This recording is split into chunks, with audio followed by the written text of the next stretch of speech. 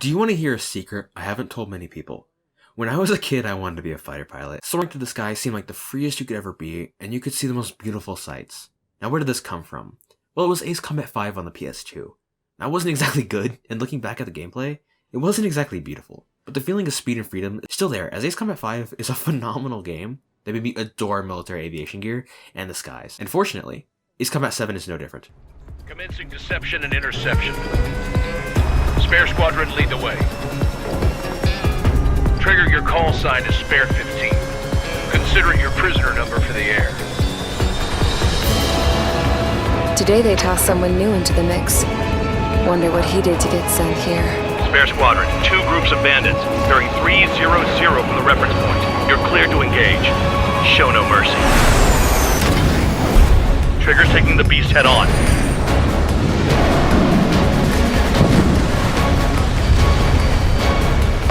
You have 3 sin lines, right, Trigger? The more scratches, the more heinous the crime. Spare 15, work off your crimes. Ace Combat 7 takes place in the distant future of 2019, in the strange little alternate version of Earth. A world recovering from wars instigated by Bilka, and a literal asteroid causing a small calamity. You play as Trigger, the silent ace pilot accused of committing a crime is set to atone for his sins in the experimental penal unit in the new war between the Kingdom of Erusia and Usia. The game has the traditional arcade mission structure and gameplay of the series, going into missions and earning money, which you can spend on more stuff to play with, and luckily doesn't need any more information of the past games to enjoy. Playing the previous games will definitely add a little bit of context to some events that may be confusing if you haven't played, but this can definitely be enjoyed if you're fresh to the franchise, or you just watch a YouTube video, as the story isn't really too important of your enjoyment of this. When it comes to art direction, this game went an excellent route I enjoy. The jets are made excellently with really good attention to detail on what the planes look and feel like on the outside, and even inside the cockpit. The textures aren't crazy on a closer look at the planes, but it's honestly irrelevant in gameplay, as you'll be distracted by other things. The skyboxes are gorgeous, as they are essentially your kingdom. The sunsets are beautiful and the nights are deep and full of stars, with the sun or moon feeling bright and close. Flying through the different types of clouds adds water to your cockpit and shakes your plane. It feels like flying right into the eye of the storm just to chase an enemy or shake a missile. Back on the ground, the maps are handcrafted with ravines, mountains, towns, roads, piers, oceans, spaces, even more for you to just not just soar over and through, but to engage ground and sea targets alike. Similar to the planes at a close look, the textures here aren't really great, but you'll honestly never notice, as once again, you're going so fast that even when you get close to the ground, you'll be too focused on not crashing or your target to notice. Back when this game came out, in 2019, it was honestly a marvel how well it ran, and today, it is incredibly easy to max out those settings to get the best possible visuals, while maintaining a constant 144 FPS on 1440p, as I don't have a 4K monitor. The character design is nice here, with nothing too special, but something that works for the portrait. Oh, look at Trigger go. Lucky shot. Trigger, don't get shut down now. I got good money riding on your survival. Some guys have got big money riding on you going down, so watch your back. The cutscenes, however, aren't great. The game has that Japanese CG art design you all probably know, and it looks good in some cases, such as here, but in others, it kinda looks creepy. This new princess was truly a godsend for the Erusian people. If Mihai's granddaughters were like the moon, she was like the sun, around which everything seemed to orbit. Her face was so expressive. You definitely will love or hate it, but on the topic of those cutscenes, some of the cinematography here is absolutely gorgeous and looks and feels amazing. You can make a wallpaper out of a lot of still frames from these. That's one vital detail that's carried throughout the series. There's a lot of care and attention put into it. For a non-AAA game, this really is amazing. This carries over to the audio design, as well with this beautiful soundtrack and professionals under pressure vibe to the radio chatter. Ships, prepare for anti-air combat. Swat any dumbass that flies near our fleet. They're already firing. They think they can hit us. Make a full approach to a dive to avoid their fire. We can move in. Does Mace Squadron still have their hot shot? We just might make it out. Don't look back, just have faith. Call them in Maine and we owe you a jet. And we'll pay it. This layers amazingly with the roar of your jet's engine at breakneck speeds and the sounds of others dogfighting around you. While you can hear your enemies and allies alike as they get more frustrated with losses or confident in their reinforcement, the voice acting here is honestly really good, with pretty much all of the lines delivered excellently in my opinion. How was I missing this device is not or neutralized? not an option. We can't give LaBarge and the rest of the conservatives any footing. That's a lot of ships lost. We're gonna make a fortune once the war's over. Why stock and sell companies while you can? That was a UGB, but it was really accurate. He just shot with his and went offline. That aircraft evaded all that anti-air fire? Have to be kidding me. Taking support from ESM. What do we hit? Brzezinski! Got my wingman. Now it's my turn. Help me! Missile. Missile in the air. Take me to him. Come on, buddy. I'll get him off. That would have been way too close if it wasn't for Trigger. In gameplay, there's the sound of the classic missiles launching and the explosion of the enemy. An enemy Oh god, no.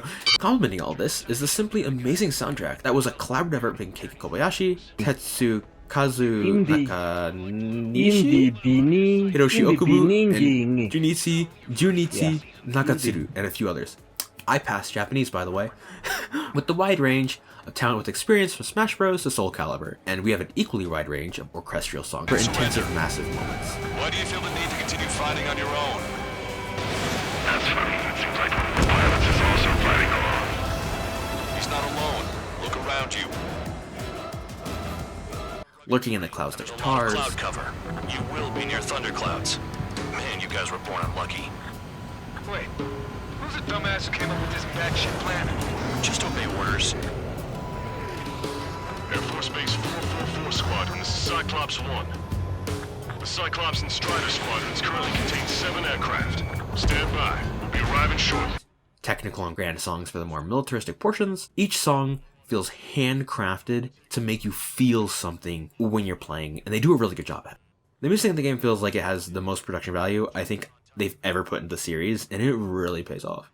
The game mechanically also feels like it has just as much attention put into it, including the tutorial, which essentially just throws you out to fly like a mama bird. There's 30 missions in the game, and 3 DLC that take place between missions 13 and 14. When you start the game, you have a choice between a few difficulty options from very easy to hard. After beating the game on hard, you get access to ace difficulty. Enemies become more aggressive and evasive to hard difficulty, and your health gets lowered, along with your machine gun and missile ammo count. I personally played on hard because I've played before and want a challenge, but for newcomers, I'd recommend normal or even easy if the flight controls are giving you trouble. Speaking of controls, I'd like to preface, I played this on a Logitech Extreme 3D Pro Fly Stick that my stepdad had, and I can just say, holy shit, that is magical. Honestly, never understood playing hardcore flight sims with super expensive sticks, but even just on this $30 one, I could say I finally get it.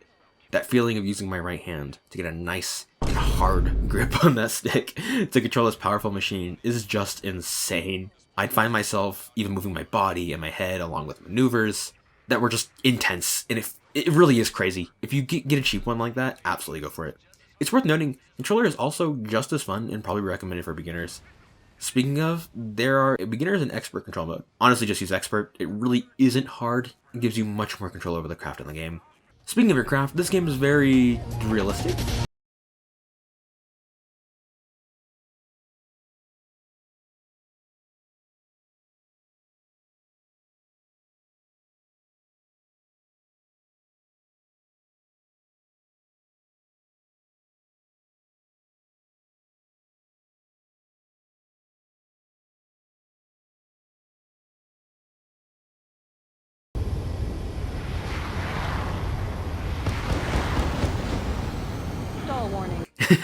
Newton's rolling in his grave. You have a few basic controls. You can accelerate your plane, go up and down, roll to the side, turn left and right. You can also do high maneuver turns. As you can tell, I can't remember the terms what yaw and crap mean. The plane itself has 4 actions. Flares for missiles, a machine gun, missiles, and a special weapon which could be a railgun, high maneuver missiles, or just a bomb. But how do you get these? Ace Combat 7 uses an aircraft tree to unlock crafts, weapons, and parts with points. You get these points via gameplay from racking up higher scores of missions. There are a lot of planes here through the routes.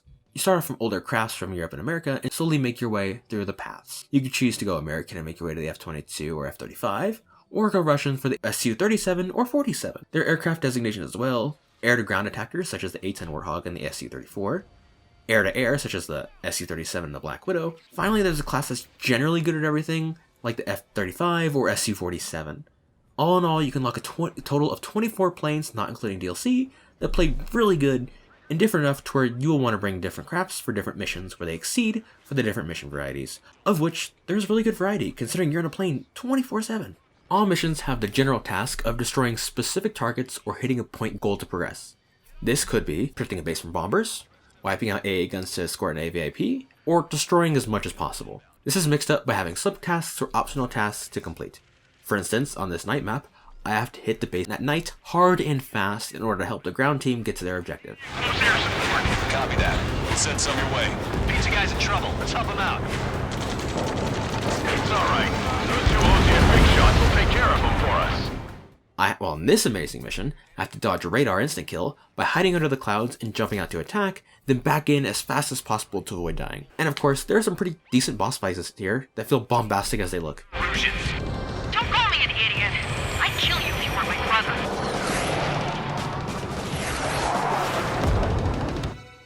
Clouds, regardless of the mission, can be used to shake missiles as they lose lock-on, but so do yours. So if you want to chase here, your machine gun tends to work best. Learning to move your jet and being as mobile as possible is the key to success, as you honestly do basically all the heavy lifting for the other jets in gameplay and story. The mission structure works well from the context of that story. You are a fighter pilot, of course you're going to go on missions, you'll be briefed on and hear about what's happening from rumors and others as you go.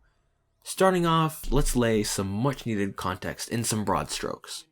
We are currently on the Eucian continent, a continent occupied by mainly the Ocean Federation and the Kingdom of Erusia. Both of these nations are made up and surrounded by a bunch of smaller nations and cultures, and because of that they have a complex relationship with each other, and even internal relationships. One of said nations was Belka, notorious for plotting and scheming most of the Ace Combat game's problems. However, that was many years ago, and now Erusia and Eucia have a tense relationship due to ideological and political differences. You see, Erusia absorbed a lot of small countries due to its constant regime changes from republic to kingdom and back again, then finally to kingdom again, and many in those smaller nations aren't too happy. This is actually quite similar to France and how they've done the same thing many times in real life. The story starts off, and we get introduced to my least favorite part and biggest issue with the story. We are separated into 3 different plots that eventually meet. Firstly, we start with Scrap Queen here, and you, Trigger, are thrown straight into the game in Mage Squadron. Your first and new squad as war allegedly breaks out between Erusia and Eucia.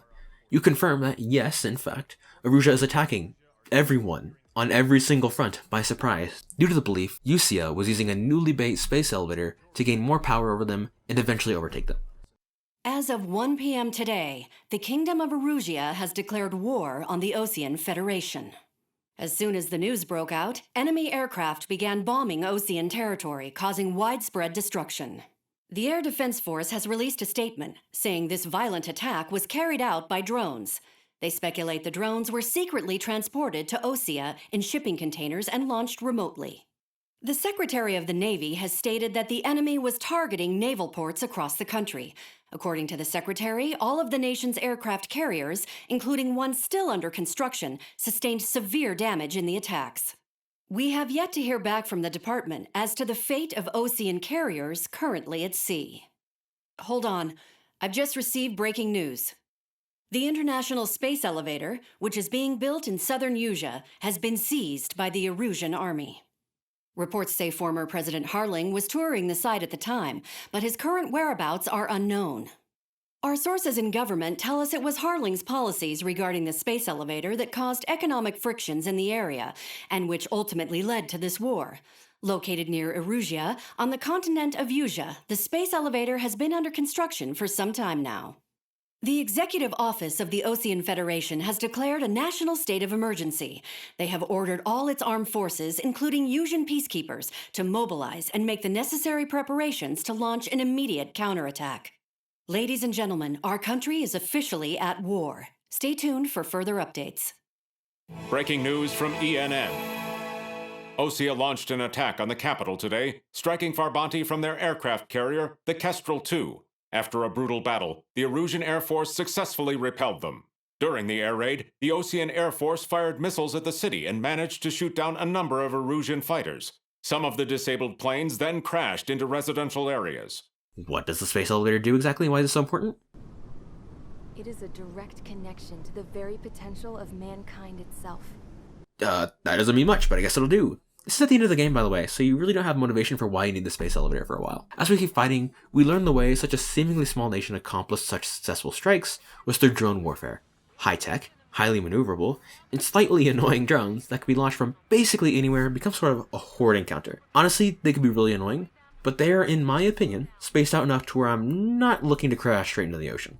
These boys can also be deployed by Erusia's 2 giant threats they've acquired, Arsenal Birds. These massive mama birds can deploy tons of drones to shoot a stupid amount of missiles and defend itself with the field of sorts. This is one of our big targets in the story if we want to win against Erusia, and we lose the first time. That loss gives us our second side plot.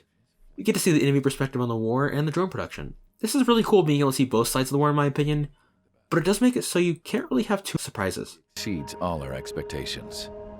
It's going to take a bit more tweaking before our drones can match his skill.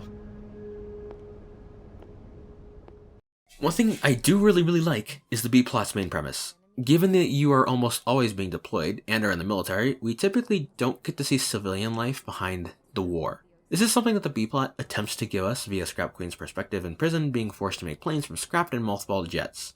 We see how many are becoming sympathetic to Erusia, and the disinformation is being spread onto both sides. Especially in today's context, this really does help you feel why people are frustrated with war politics. We come to this plot later, after a mission to rescue President Harling, the man who built the space elevator and from the previous Ace Combat games. And since I played 5, I liked that a lot. And so did the characters in the story. Harling is still the president in my eyes. He ended the war, built the space elevator, and launched a spaceship from it. Despite his success, he remained a humble hero. I'll do my best to save him. Lend me a hand, Trigger. Of course, we allegedly kill him right after that. Even when you use an MG, it's an obvious you're being framed. Oh my god, Mother Goose 1 has been shot down. Where'd the missile come from? Mage 2 fired that. It was Ocean. A friendly missile hit him. Verifying the situation. Stop speculating. Friendly fire. I saw it. Mother Goose 1 exploded in air. No one could have survived. Looks like it tried to protect the elevator. The Erusian bastards, they just killed a hero. Mage 1. Was it Trigger? Trigger was the closest. UAVs were crawling all over our objective. I told you to keep a goddamn eye on the hatchling. It must have been a mistake. Arsenal Bird is entering. All aircraft withdraw immediately.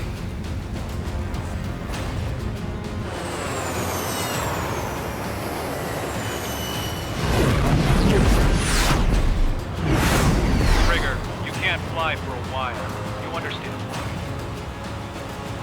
And then you're thrown in prison. The prison we've specifically been following in the B-plot. This begins a plot point I think is really cool that I wish got more attention. You are thrown into a penal unit that is forced to go out and fight in order to repent for your sins. Not really realistic, as they wouldn't give prisoners such dangerous weapons, but I really like how the dynamic shifted from very militaristic style by the books to a ragtag team that really isn't working together, but gradually learns to through the missions. Altimeter and wait in front of the runway. Control, would you kindly send me up first? Sperry, Champ, this is the control tower. You're not cleared for takeoff. Obey orders. Go to hell. All aircraft preparing for takeoff. Watch out for Spare 8. He's forcing a takeoff. I'll take up command. Any objections? That'll get decided in the skies. Touche. Trigger, your call sign is Spare 15. Consider it your prisoner number for the air. Commencing deception and interception. This does, however, highlight another issue I have with the game's characters. While I do like some at this point, like Tabloid and what the Doctor is doing, and finding what the Doctor's doing is interesting, characters come and go way too fast, so that you don't get to form a connection with them. After the Penal Squad, I'll admit I have a hard time remembering anyone's name due to their personalities just standing out, unlike the Penal's fun dialogue. Even still, most of the characters you can break down into one trait. Count complains, High Roller gambled everything, and the Princess liked their people? I don't really know. Because we're using mothballed jets to throw stuff together, it actually makes sense for this portion of the game for us to have to buy the new jets, which are ironically pretty cheap. For instance, it's cheaper to buy an F-22 than some supercars. Working more with the Penal Squad, we get introduced to this game's version of the Pursuer from Dark Souls 2, Mr. X. Still not firing! I ain't afraid of it! Spare 8, no dogfighting. Negative. I'm not letting this slide. Woohoo!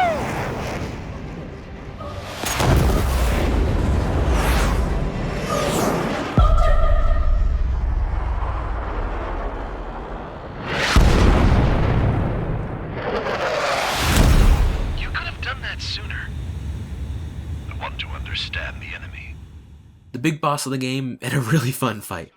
After this, we encounter the third plot again. This is where we properly learn Eurasia is made up of different countries that people still hold on to for them to get their independence.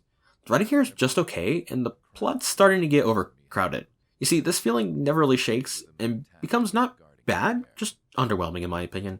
As I mentioned before, these cutscenes can be gorgeous, but mostly end up being exposition dumps. I've heard this game has gone through development hell, and it is a miracle that it came out, so it makes sense why the plot kind of feels like 3 plots that just eventually get smashed together in order to resolve it.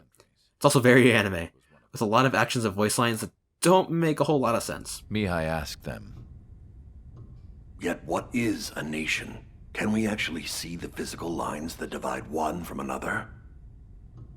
People of my generation can no longer speak the language of our homeland. My grandparents always look sad when they see I have no idea what they're saying to me.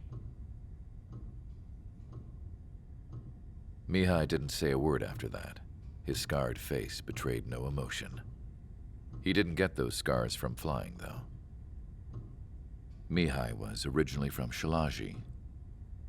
His real name is Mihai Dumitru Margarita Corneliu Leopold Blanca Carol Aeon Ignatius Raphael Maria Nikitas A. Shalaji. That's quite big. Impressive. We do more missions, see more issues with the Penal Squad and the development of the drones, and then we get reintegrated back into the regular military with our leash being taken away and our crimes pardoned. This is actually kind of neat, learning to work with an actual squad with some penal unit members. But we eventually reach the capital to end the war and fight Mr. X again.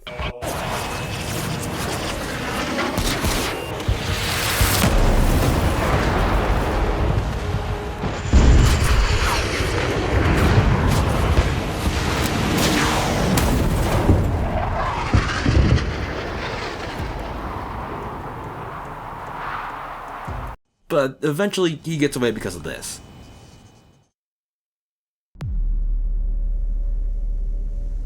As far as the chaos we find ourselves in these days, it's difficult to say which side pulled the trigger first. Erusia deployed an automatic intercept system with drones. Osea implemented long-range attacks to bypass them. So Erusia decided to sabotage Osea's communications and navigation technology. Erusia couldn't launch a satellite themselves, but they were still able to hack the software of the Osean transmission and navigation systems. Before Osea even noticed, half of their satellites were hijacked. That's when things got ugly. In an attempt to knock out each other's capabilities, both forces launched fighters loaded with anti-satellite missiles at the same time. Only military satellites were targeted.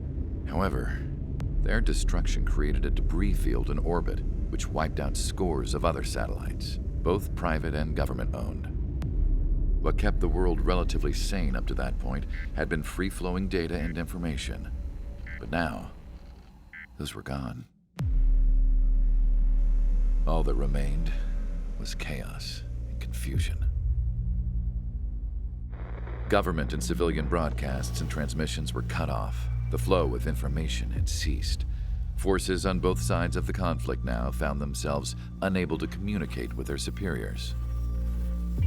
Many of the smaller countries annexed by Erusia and yearning for their independence seized the opportunity and started their own uprisings. As for why some of Osea's military decided to break off from the main force and continue on their own, I have no idea. Perhaps there was some sort of dispute over the chain of command.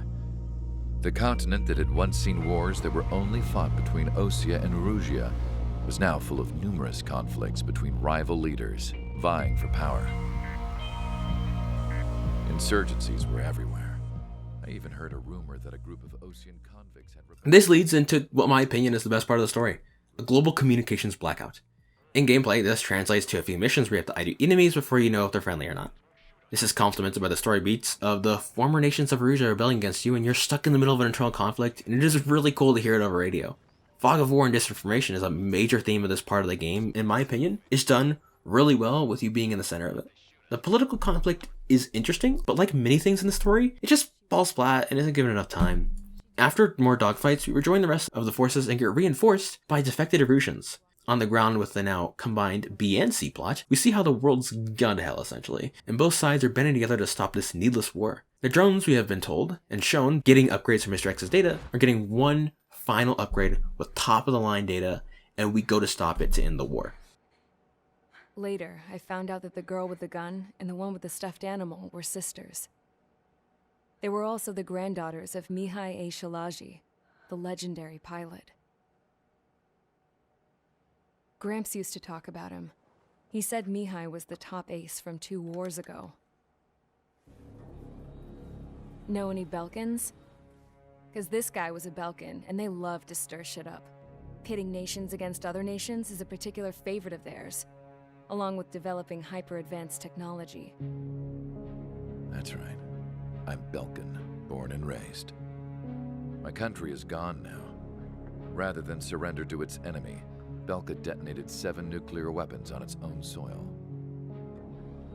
My people scattered around the globe, living in the shadows of other countries.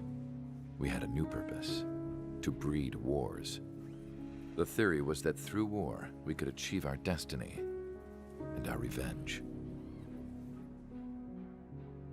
I had just finished inputting... It's Belka. Of course it's Belka again. Don't get me wrong, conspiracies can work if done right, but this twist is just so... I think it could have worked if we built it up, or better, or explained it better, but just not here and not now. This last boss, though, this boss is amazing, and the only case where we can actually save an NPC that can die here. The space elevator is able to broadcast and communicate. The information infrastructure down is the only place capable of wide area data transmission. Drones are waiting for it to power up again. Clever little bastards. Goal leader to Longcast. UAV is confirmed in direction of travel. Engines abandoned. All aircraft converge on Skull Squadron. Surround and shoot them down. Strider 3, copy. Let's do it, Hushin. UAV reacting. Damn, they're fast. All aircraft stay sharp. Intercept now.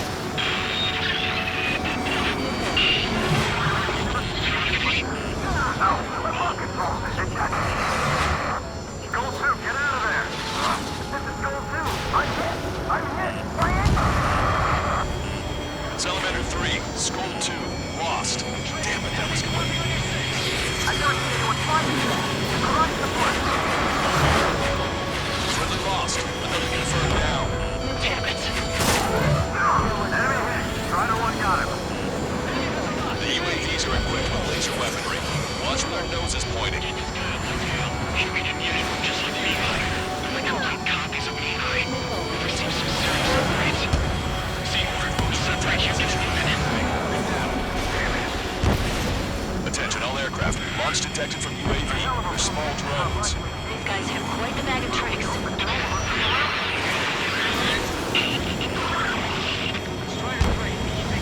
There we go. One down. One down.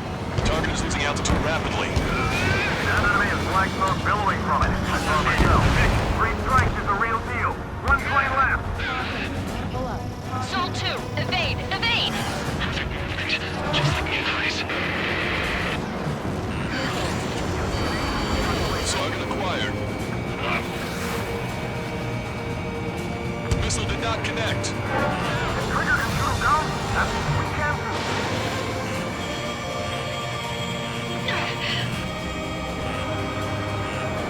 Going to the sun. That's Mihai's mother. Lockdown bandits, attacking. Target is hit. Another hit. It's the only one getting anywhere out here.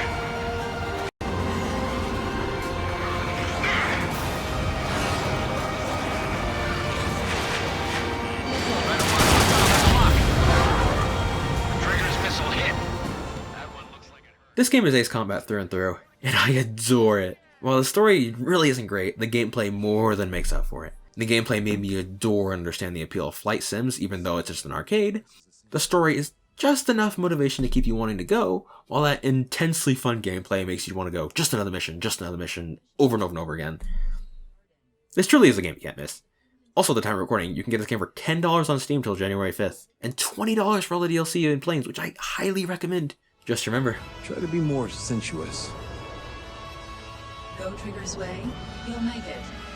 He leads the way. Really? Significance is high. hey yo, It's the newly named Malcador here, and yes, I am a 40k fan. Just try working on audio, so tell me what you think, and of course like and subscribe. And if you didn't, leave a dislike and tell me what I can improve on. I think I'm playing through Bioshock for the first time. Catch you then. See you then, much love.